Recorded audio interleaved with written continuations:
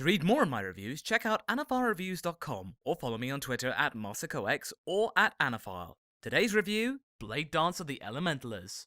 Another season, another Magical Academy anime to analyze. I've not had much luck with these types of shows since starting this website. Magical Warfare and Dragonar Academy spring to mind as being series which fail to inspire, interest, or even engage remotely. I understand that magic is a pretty exciting narrative tool, as you can explain away a lot of plot holes or break free from the laws of physics. However, it shouldn't mean that you skimp on the actual plot or even bothering with character development for the most part. Does Bladedance of the Elementalers buck this growing trend I see before me? My answer is a resounding The story is about a guy named Kamito who has been charged by the principal of a Spirit Princess Academy, talk about pretentious, to take part in the world's traditional Bladedance tournament. A Bladedance tournament is essentially like Pokemon. People, known as Elementalers, with monsters, spirits the user has formed a contract with, fighting over other people's monsters, and the winner's country receives prosperity from the gods until the next tournament. Kamito is an Elementaler, through nefarious means though, which I'll explain later, and so he's enrolled in the school so he can take part. Slight problem though, he's a guy, and in this world only women can be Elementalers. So he sticks out like a sore thumb, or something else I can think of which is too rude for me to broadcast. That doesn't matter though, because when Kamito meets the leading lady, Claire, for the first time, it's when she's naked and having a shower, and she reacts in the usual anime way, beating the living tar out of him. Oh, anime, you never change. Claire then proceeds to punish him constantly as they make their way to the academy. Not before she tries to catch another spirit to control. Naturally, this backfires and Kamito gets the spirit, which is in the form of a sword, and then later a girl. Well, this is an anime we're talking about here. Claire is pissed and proclaims that he is now her contracted spirit. Right.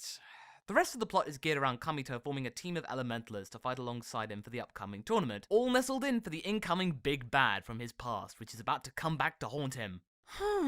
Where to start? Well, the show isn't terrible, that's for sure. I know, I was shocked, especially when I found out that TNK produced this animation. You know, TNK of Daimi Dala and School Days fame? Whew. Who'd have thunk it? It was fairly decent and somewhat nice to look at. The plot though? Oh dear. If you got out a join the dots drawing and then joined all the dots, Bladedance of the Elementalers would appear.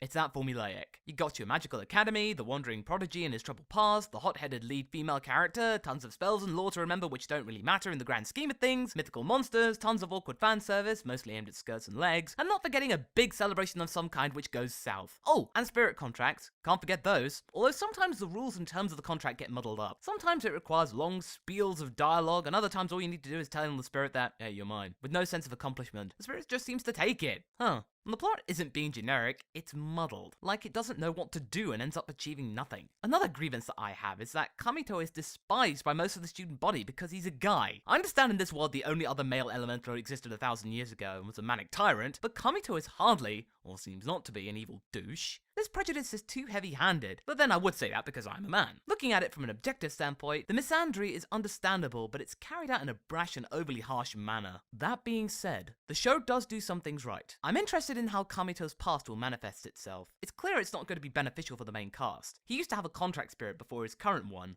a sword spirit Est, who also takes human form, named Restia, whom he was really close with. However, Restia is evil and her return is not good, and he realizes that pretty early on. Ooh, conflict of interests. Then there's the world outside the academy. There are other dimensions where students can go and train without fear of physical injury, which are established as alien and surreal in an elegant fashion, which was pleasing to see. I just wish it was carried over to the overworld at large. Then there's Est, Kamito's new spirit. She's incredibly powerful and chooses to walk among humans instead of being shackled inside a sword all the time. I also like that she can subdue other spirits just by staring them down instead of initiating a drawn-out fight. It's pretty fierce stuff. She is close to Kamito. In fact, sometimes being extra close with him by stripping down to just leggings in bed because it pleases him. The first time I saw that, I was annoyed, but not surprised. Of course Est is going to be naked. It makes for awkward fan service and slapstick comedy involving the other female characters. Yay. As well as pandering to the audience who want a cute mascot that isn't a total witch. Yeah, I said it. Claire, despite her tragic past, is totally unlikable in my eyes. She uses her whip to subdue Kamito all the time, treat him like a slave, and then makes up for it by being nice to him once or twice. You think that's gonna wash over, but no. She may seem like she's lonely, but some of her interactions with him are so jerky and mean, I can't really empathize with her. She constantly threatens to burn into cinders, and that is a threat which she does act out at any trace of insubordination or perverse actions. Finally, there's the fact that she's a greedy and power-hungry madam who can't settle for having the already powerful Firecat spirit and chooses to grab others no matter what the cost to her sanity. No other main character does that!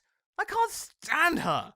God! What I also can't stand is the fan service, which is incredibly awkward and out of place. We have the usual suspects of impromptu breast groping, a cameraman who can't seem to focus on anything other than ladies' crotches most of the time, talking about panties which has nothing to do with the scene the characters are in, and so on. It feels forced and there to just appease the otaku masses.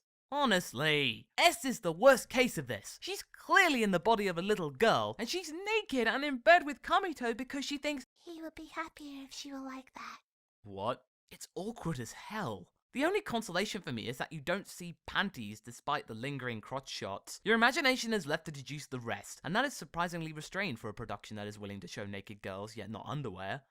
Strange. Bladedance of the Elementalers is one of those shows which could have been good if it chose to take what little bits of originality it has and expand on them, instead of relying on tired old cliches and unnecessary tropes which add nothing to the overall plot. If you're a tenacious viewer and hang in there until the end, you might find something good here, but for most it's not worth the stock characters' blinding misandry, hatred of men, which is right throughout the school, and then the disappointingly annoying Claire, which ruined the show for me despite the flickers of intrigue. It's not for me. But I won't write it off entirely. Try it for yourself and see whether you can stomach it.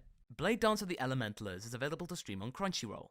My rating? Caution. There's some potential in there, but you have to dig through a lot of derivative content in order to get to it. If you like what you heard, please visit my Patreon campaign to help grow Anifile at patreon.com/MasakoX, or follow me on Twitter at MasakoX or at Anifile.